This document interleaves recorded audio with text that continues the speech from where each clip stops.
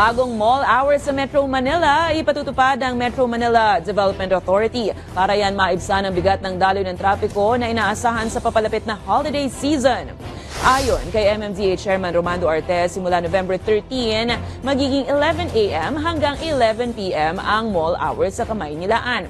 Nilimitahan rin ng ahensya ang malalaking delivery sa mga malls sa alas 11 ng gabi hanggang alas 5 ng madaling araw. Habang inatasan rin ang mga mall operator na magsumite ng traffic management plans at abiso sa kanilang mall sales at promo events.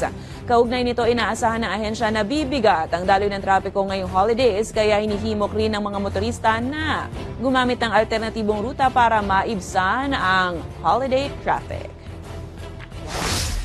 Lahat po ng mga alternatibong modes of transport ay dapat po nating gamitin para po wag na tayo magdala ng sasakyan at makabawas din po tayo sa volume ng traffic. At yung atin pong bus carousel ay very efficient. So kung pwede po na iwan yung sasakyan somewhere at gamitin na lamang po itong pampublikong transportasyon na to, mas mabuti. Lahat po ng